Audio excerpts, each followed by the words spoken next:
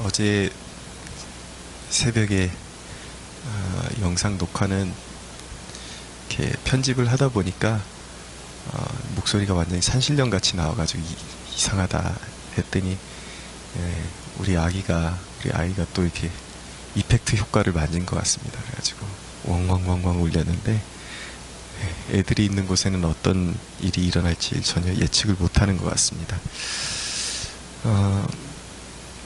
오늘 이제 스테반 집사의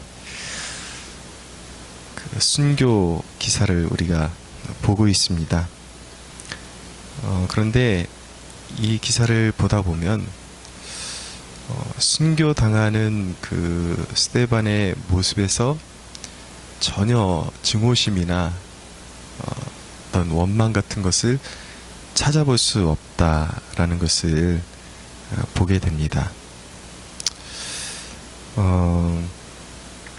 우선 이 대목에서 우리가 한 가지 나눠야 될 메시지는 죄의 문제는 사람을 증오한다 그래서 해결되지 않습니다. 많은 사람들이 자기 죄의 어떤 문제가 드러날 때에 다른 자기가 이렇게 죄를 짓게끔 만든 어떤 동인을 찾아서 이렇게 원망의 화살을 돌리려고 합니다. 내가 이것 때문에 이런 죄를 지었어.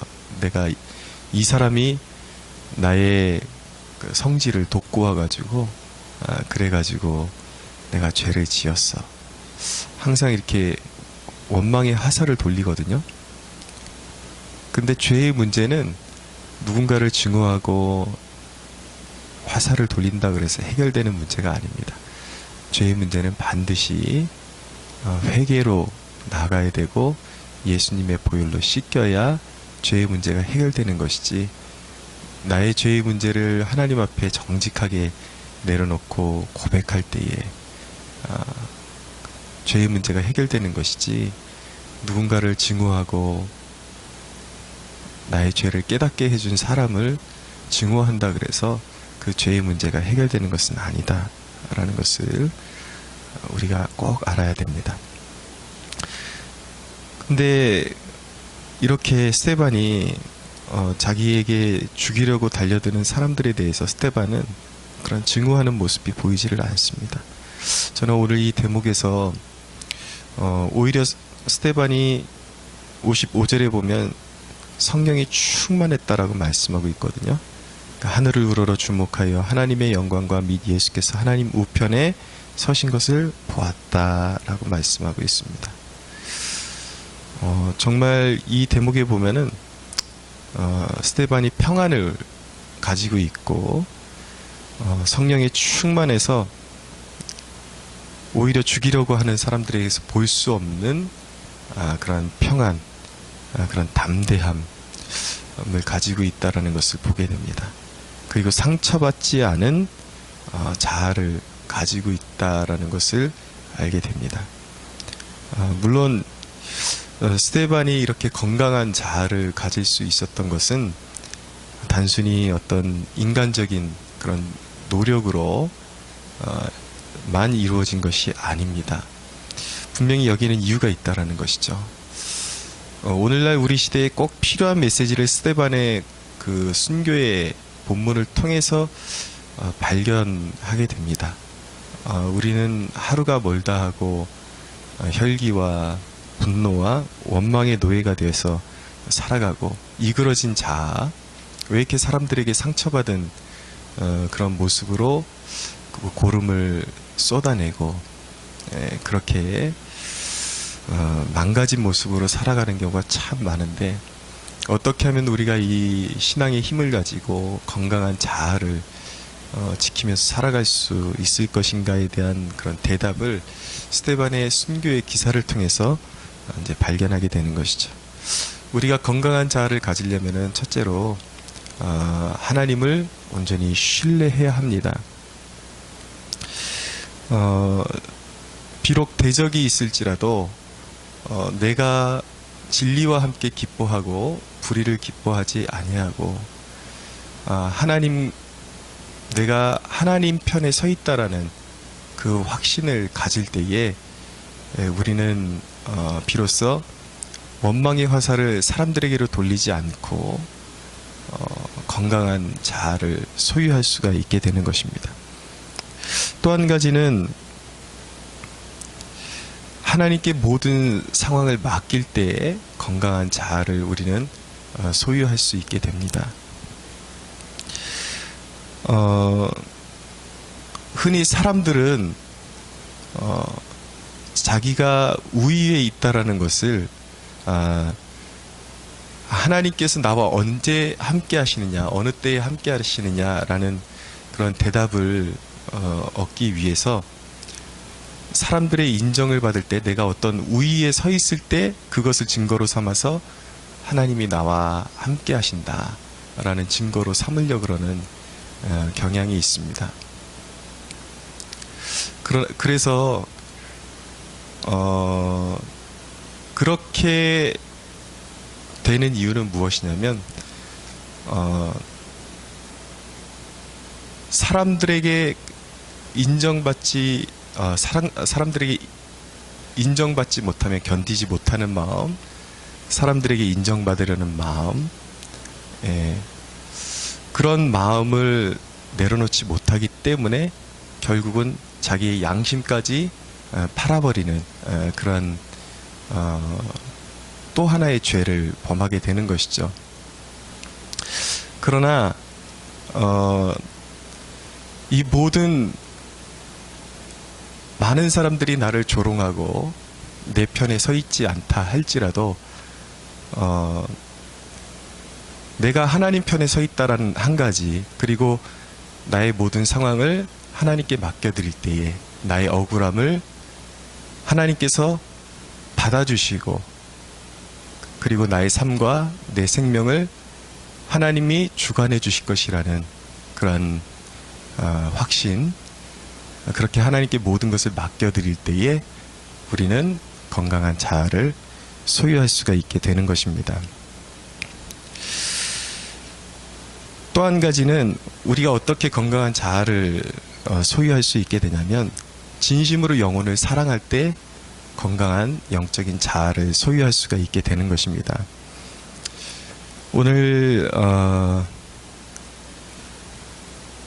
이 본문에서 우리가 주목해 봐야 될 부분은 한 청년이 나타납니다. 58절에 보니까 스데반을 성 밖으로 내치고 돌로 칠세 증인들이 옷을 벗어 사울이라 하는 청년의 발 앞에 두니라 라고 말씀하고 있습니다. 1절에 보면 사울은 그가 죽임을 당함을 마땅히 여기더라 라고 말씀하고 있습니다.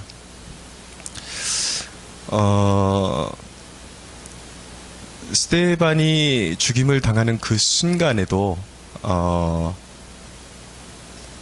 자신의 그 순교를 통해서 단 한 사람도 변화될 것이라고 그렇게 기대했을 것이라고, 그렇게 그가 과연 그렇게 기대할 수 있었을까 의문이 듭니다. 그러나 스데반은 사명의 본연에 충실했죠. 스데반의 모습을 보면은 죽음의 그 순간까지도 죄를 자기에게 돌로 치는 사람들에게 돌리지 아니하고 그들을 끝까지 품고 사랑했다라는 것을 알게 됩니다. 60절에 보면 무릎을 꿇고 크게 불러 이르되 주여 이 죄를 그들에게 돌리지 마옵소서, 이 말을 하고 자니라 라고 그렇게 말씀하죠.